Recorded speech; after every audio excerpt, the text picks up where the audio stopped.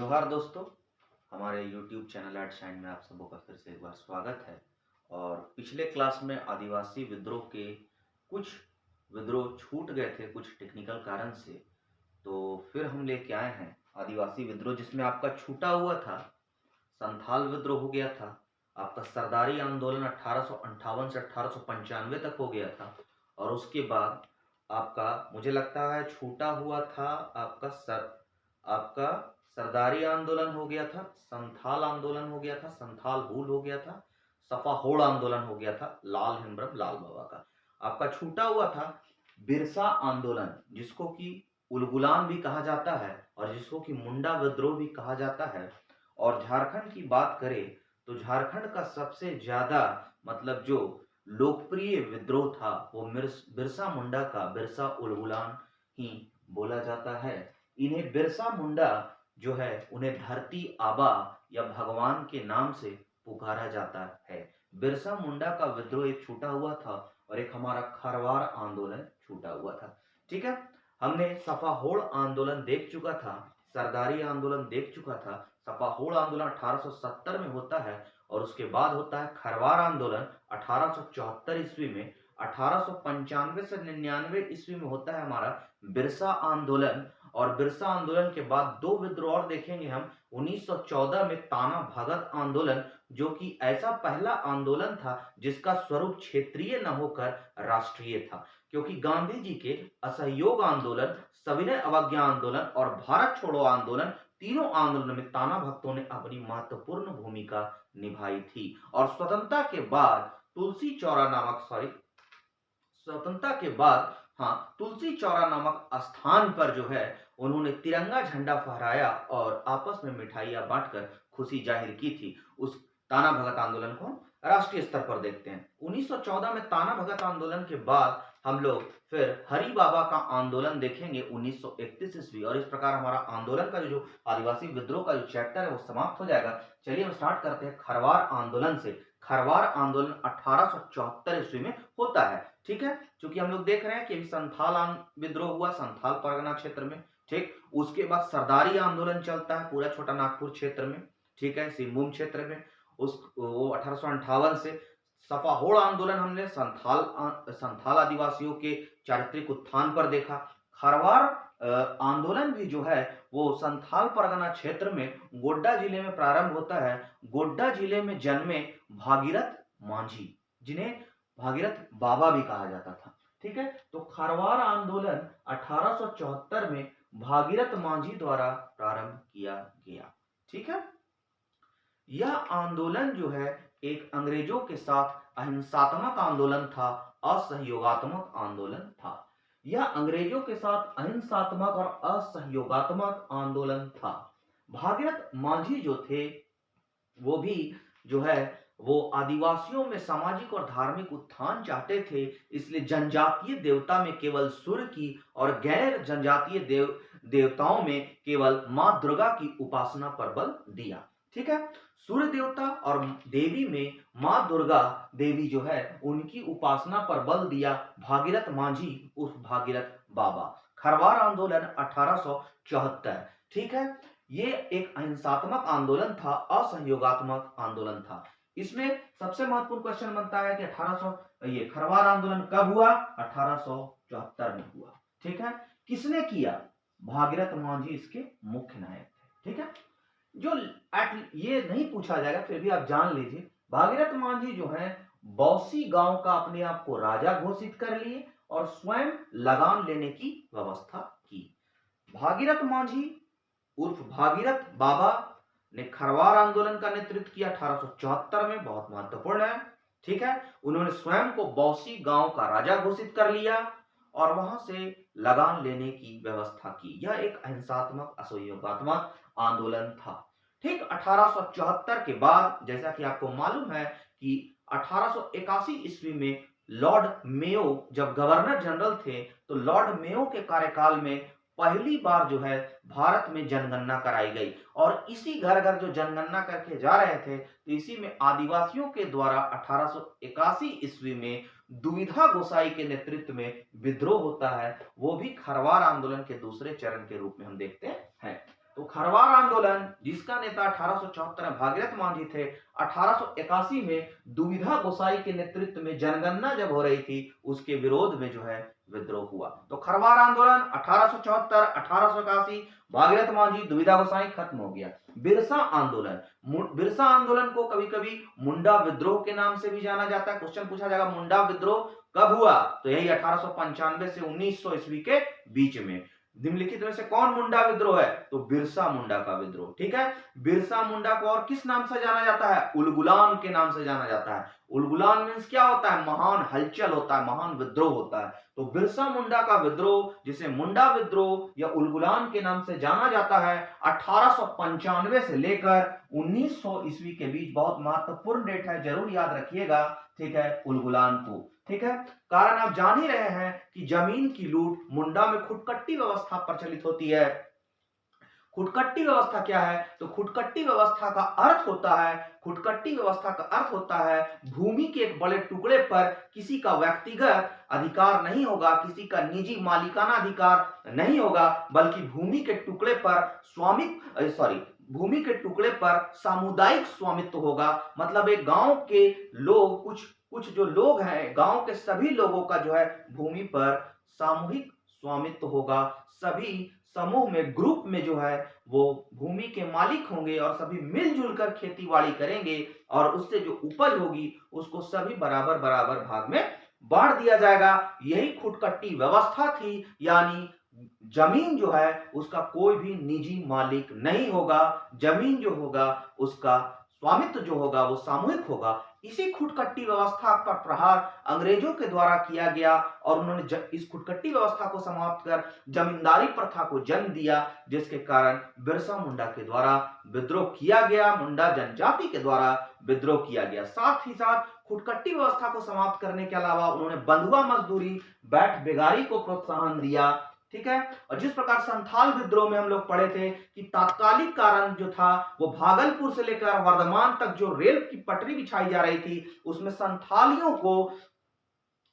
भाइयों को बंधुआ मजदूर के रूप में, बैठ बेगारी के रूप में लगाया गया। वो तात्कालिक कारण था कि तुरंत जैसे विद्रोह फूट पड़ा। जिस प्रकार 1857 का विद्रोह फूट पड़ा था चर्बी वाले कारतूस के प्रयोग के कारण। ठीक है, तो संथाल विद्रोह फूट पड़ा भागलपुर से वर्धमान तक रेल परियोजना जो हो रही थी, इसका तात्कालिक कारण था। इसी समय 1895 से एक वर्ष पूर्व अंग्रेजों ने 1894 में जो है छोटा नागपुर वन सुरक्षा कानून लाया। क्या लाया, 1894, एक वर्ष पहले छोटा नागपुर वन सुरक्षा कानून लाया गया। ठीक है, छोटा नागपुर वन सुरक्षा कानून के द्वारा क्या किया गया कि वनों पर जो है, जो जंगली आदिवासी मूलवासी जो आदिवासी थे, वो जंगल को ही अपना जो घर मानते थे, बरसों से ही रह रहे थे, अपनी जीविका के लिए जंगल की औषधि का प्रयोग करते आ रहे थे, जंगल में निवास करते थे, कंद मूल फल को खाते थे। ठीक है, वही जंगल से उनको निकाल दिया गया और वो जो है मतलब अपनी जीविका से, अपने जल जंगल जमीन से जो है वो एक ठगा महसूस करने लगे। 1894 में ब्रिटिश ईस्ट इंडिया कंपनी छोटा नागपुर वन सुरक्षा कानून वनों को बचाने के उद्देश्य से किया था और यही जो है, लेकिन आदिवासी चूंकि जंगल को ही अपना घर मानते हैं, तो इसी क्रम में यह विद्रोह जो है यही तत्कालिक कारण बना बिरसा मुंडा के उलगुलान का। ठीक है, सर्वप्रथम बिरसा मुंडा ने जो सरकार के द्वारा बंजर भूमि ली जा रही थी, 1893 ईस्वी में सरकार के द्वारा, वन विभाग के द्वारा बंजर भूमि को लिया जा रहा था, उसके विरोध में विद्रोह किया। ठीक है, लेकिन वो आदमी को संगठित नहीं कर पाए पहले बार में। याद रखिए 1893-94 में व्यक्तियों को, लोगों को संगठित नहीं कर पाए। फिर जो है उन्होंने धार्मिक आधार पर लोगों को संगठित किया और उन्होंने कहा कि उन्हें जो है वो सिंहबोंगा ने चमत्कारिक शक्ति दी है। वो सिंहबोंगा के अपने आप को दूत घोषित किया।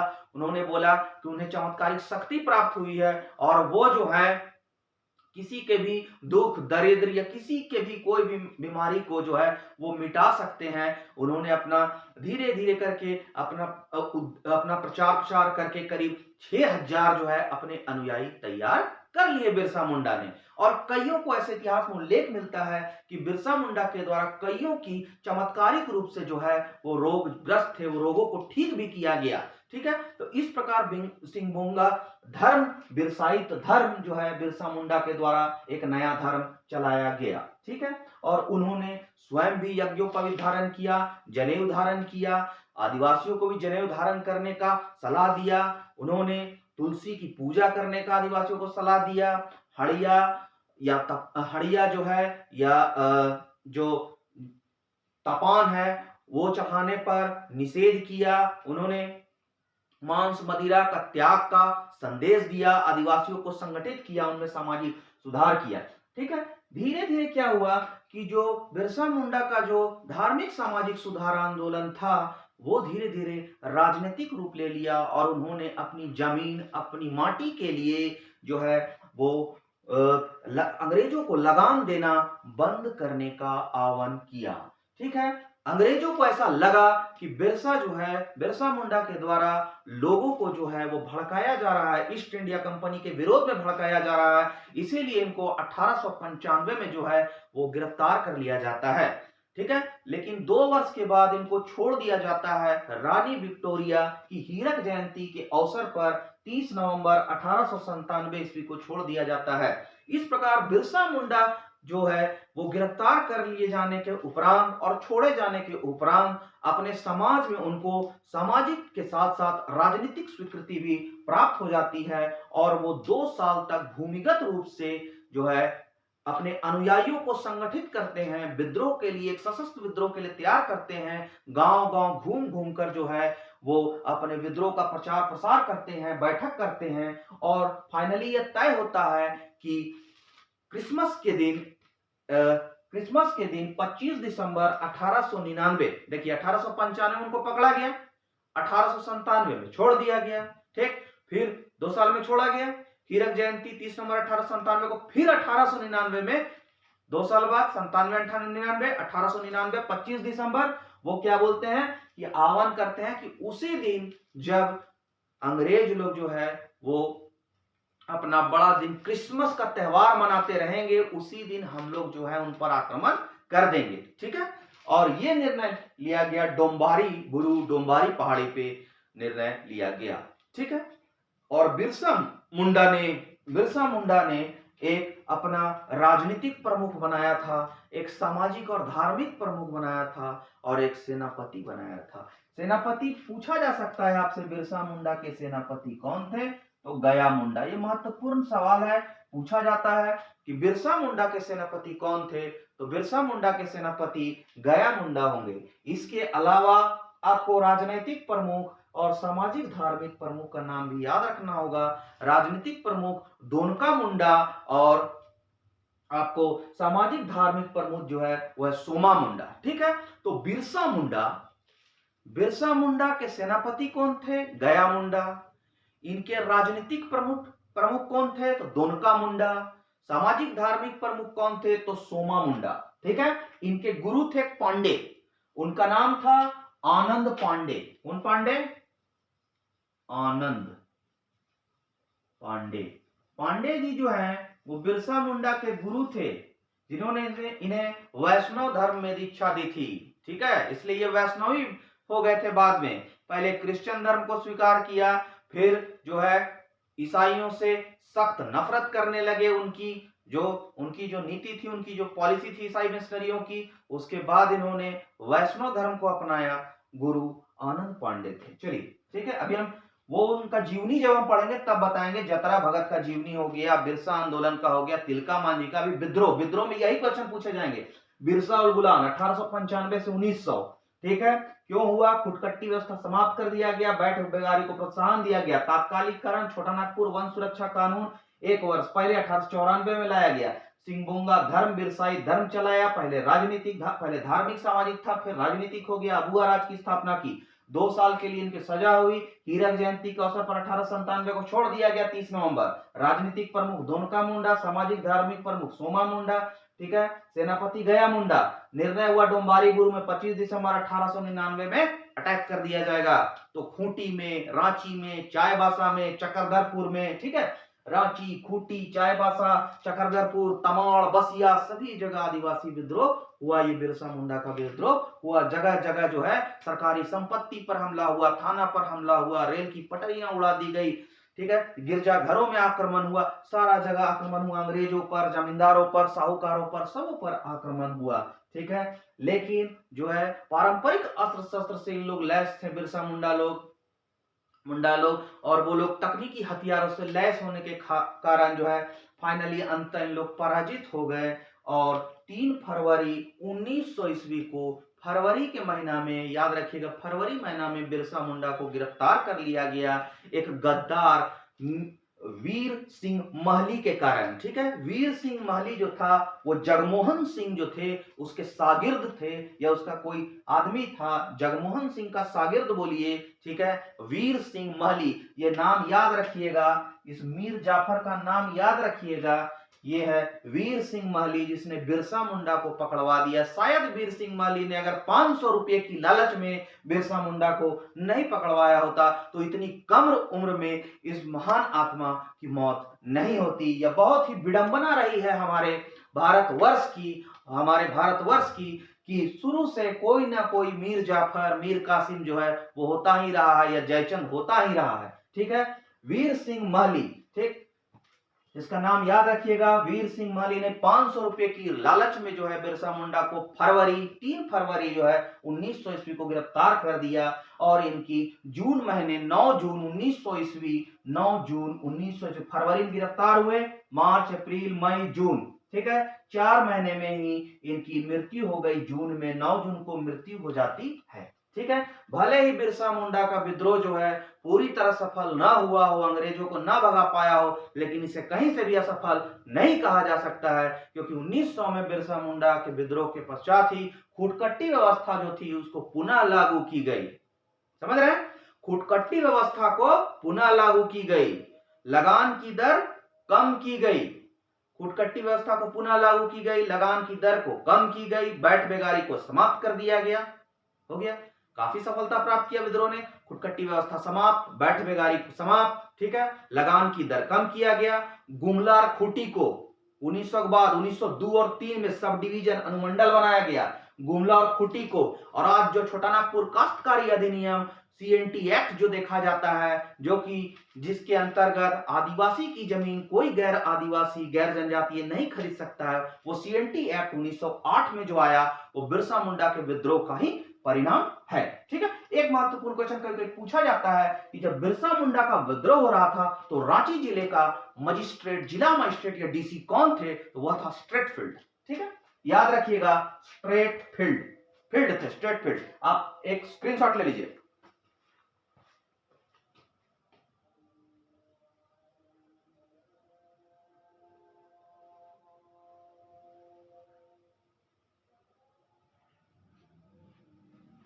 चलिए, उम्मीद है कि आप लोगों ने स्क्रीनशॉट ले लिया होगा।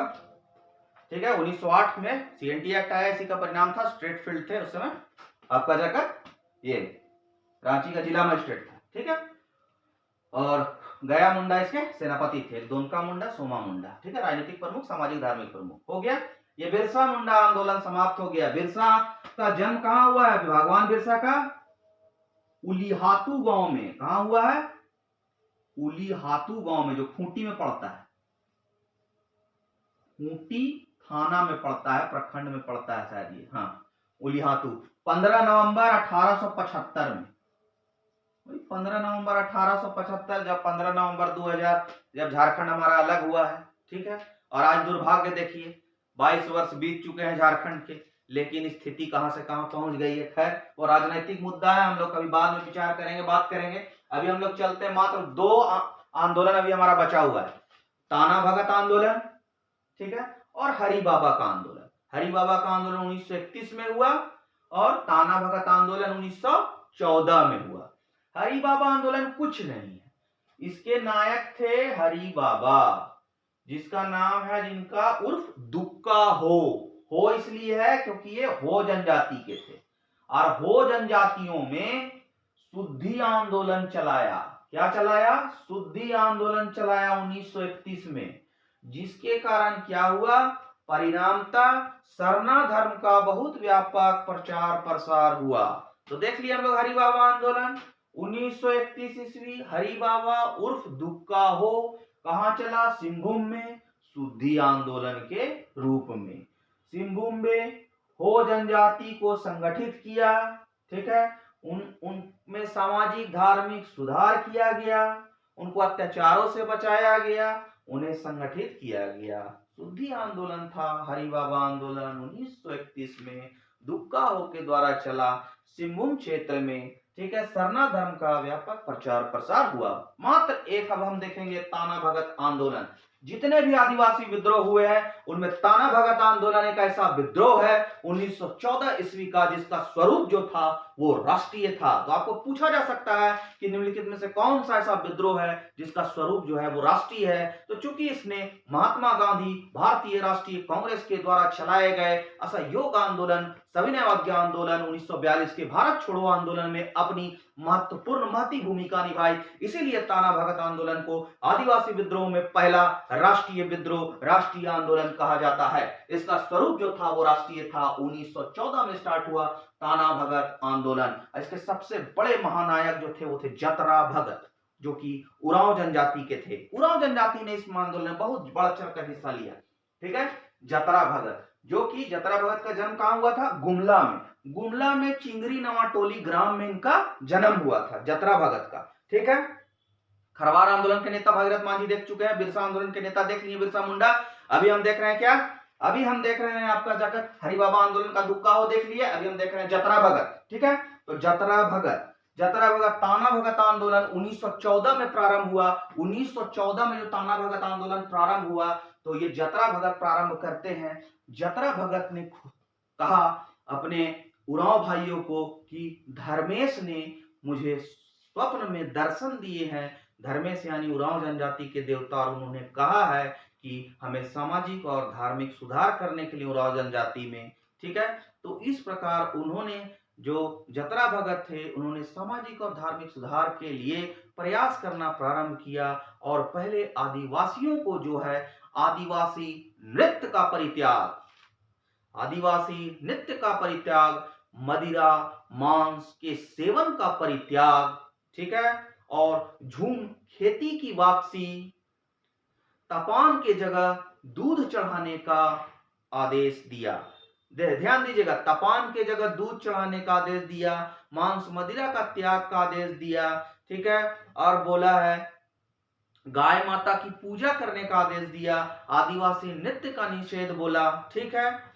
और इस तरह सामाजिक धार्मिक इन्होंने भी सुधार किए। जनेऊ पहना, स्वयं जनेऊ पहने, औरों को भी जनेऊ पहनने की, और तुलसी की पूजा करने को कहा, ठीक है। इस प्रकार इन्होंने सामाजिक धार्मिक सुधार प्रारंभ किए, जिसका भी स्वरूप बाद में राजनैतिक हो गया, ठीक है। जतरा भगत जो है, तब अंग्रेजों ने घबरा कर जो है फिर जतरा भगत को 1916 में गिरफ्तार कर लिया गया 1.5 वर्ष के लिए, और फिर 1917 में इनको छोड़ दिया गया। जतरा भगत का चूंकि पहले धार्मिक सामाजिक रूप में चालू हुआ आंदोलन, ठीक है, उन्होंने बोला आदिवासी नृत्य आप लोग त्यागिए, मांस मदिरा त्यागिए, ठीक है, जो तपान में जो चढ़ाते हैं आप लोग मदिरा, उसके जगह दूध चढ़ाइए, ठीक है, गौ माता की पूजा कीजिए, ठीक है, इस प्रकार। और सप्ताह में एक दिन, सबसे महत्वपूर्ण, इन्होंने कहा सप्ताह में एक दिन जो है, बृहस्पतिवार के दिन जो है वो मंत्रणा का दिन रखा था। इन्होंने मंत्रणा का दिन रखा था बृहस्पतिवार में, ताकि सभी जो समाज के लोग हैं उस दिन छुट्टी का दिन रखा कि कोई खेती बाड़ी नहीं करेगा, कोई काम धंधे पे नहीं जाएगा, उस दिन आपस में सब मंत्रणा करेंगे। तो इस प्रकार, और फिर बाद में इन्होंने अंग्रेजों को लगान न देने की हुंकार भरी। इस प्रकार राजनीतिक होने के कारण फिर 1916 में इनको 1.5 साल के लिए गिरफ्तार किया गया। 1917 में इनको छोड़ दिया जाता है, लेकिन जेल में इतनी यातना इन्हें दी जाती है कि यह सह नहीं सकते हैं, और महज कुछ ही महीनों में फिर इनकी 1917 के बाद कुछ ही महीनों में इनकी मृत्यु हो जाती है, ठीक है। बावजूद इनकी मृत्यु के, ताना भगत आंदोलन, जतरा भगत जैसे महानायक की मृत्यु के बाद और भी तीव्र गति से विस्तारित हुआ। अलग अलग जगहों पर ताना भगत आंदोलन का नेतृत्व अलग अलग ताना भक्तों ने किया, ठीक है, जिसमें सबसे महत्वपूर्ण नाम जो आता है वो आता है देवमनिया नामक महिला की, ठीक है। एक देवमनिया नामक महिला की, बिरसा आंदोलन में गया मुंडा की एक पत्नी थी, उनका नाम था मनकी। मनकी या मुनकी, हम कंफ्यूज हो रहे हैं अभी, मनकी या मुनकी आप देख लीजिएगा, इन्हें 2 माह की सजा हुई थी। ठीक है, कुछ नाम था, मां से ही नाम था, हम कंफ्यूज हो रहे हैं, आप देख लीजिएगा। ठीक, तो उनकी पत्नी गया मुंडा की पत्नी जो थी उनको 2 महीने का सजा हुआ था। ठीक है, चलिए हम कहा थे, ताना भगत आंदोलन। ठीक है, जतरा भगत चिंगरी, हाँ जतरा भगत का जन्म, जतरा भगत 1916 में इनको गिरफ्तार किया, 1917 में इनको छोड़ दिया गया, फिर कुछ महीनों में इनकी मृत्यु हो जाती है। और अन्य अन्य जगहों पर ताना भगत आंदोलन, अन्य अन्य ताना भक्तों ने इसका नेतृत्व किया। सबसे महत्वपूर्ण नाम आता है देवमनिया का, जिसने सिसई थाने, सिसई गुमला का सिसई थाने में इसका नेतृत्व किया। ठीक है, ध्यान दीजिएगा, ये गुमला, रांची, लोहरदगा क्षेत्र में इसका विस्तार था इस आंदोलन का। ताना भगत आंदोलन का विस्तार गुमला, रांची, लोहरदगा क्षेत्र में था। ठीक है, तो देवमनिया सिसई थाने में इन्होंने इसका क्या किया, नेतृत्व किया। इसके अलावा आपको जाकर भीखू भगत, बलराम भगत, सीबू भगत भी इसके प्रमुख नेता थे, जिन्होंने किन्होंने मांडर से, किन्होंने घाघरा से, किन्होंने बिशुनपुर प्रखंड से इसका नेतृत्व किया। ठीक है, देखिए भीखू भगत, भ से भीखू भगत तो बिशुनपुर हो गया, बलराम भगत घाघरा नदी, सीबू भगत मांडर, सिसई थाना देवमनिया, जो कि बहुत महत्वपूर्ण है। ठीक, याद रखिए, ताना भगत आंदोलन में आप जतरा भगत के बाद सबसे महत्वपूर्ण है देवमनिया, दोनों को याद रखिएगा। इसके अलावा आप याद रखिएगा सीबू भगत, भीखू भगत और बलराम भगत को। ठीक है, सीबू भगत जो है वो मांडर से, बलराम भगत घाघरा से और भीखू बिशुनपुर से। ठीक, अब 1921 में भी ताना भक्तों ने असहयोग आंदोलन में भाग लिया, सविनय अवज्ञा आंदोलन 1930 में भी भाग लिया, 42 के भारत छोड़ो आंदोलन में भी भाग लिया। इसलिए इसका स्वरूप क्या था, राष्ट्रीय था। ताना भगत आंदोलन में अहिंसा को अमोघ अस्त्र के रूप में स्वीकार किया गया है। गांधी जी के बहुत बड़े अनुयायी थे, गांधी जी इनको अपना प्रिय अनुयायी कहते थे, इसलिए अहिंसा को अमोघ अस्त्र के रूप में स्वीकार किया गया है। ठीक है, हाँ, असहयोग आंदोलन जब शुरू हुआ तो 1921 ईस्वी में सिद्धू भगत ने ताना भगत आंदोलन का नेतृत्व किया। असहयोग आंदोलन में ताना भक्तों का नेतृत्व सिद्धू भगत ने किया था। असहयोग आंदोलन में सिद्धू भगत ने ताना भक्तों का नेतृत्व किया। ठीक, लास्ट जो है इसमें 19 ताना भक्तों ने, चूंकि धार्मिक सामाजिक सुधार आंदोलन से प्रारंभ हुआ, राजनीतिक स्वरूप हो गया, फिर राष्ट्रीय हो गया।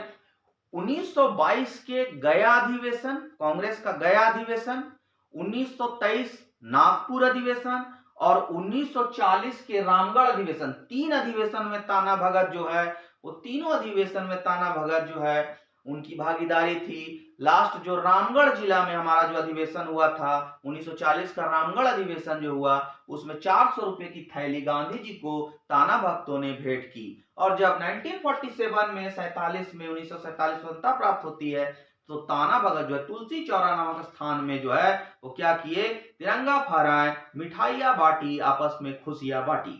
ठीक है, इसका जरा एक बार और स्क्रीनशॉट ले लीजिए आप लोग।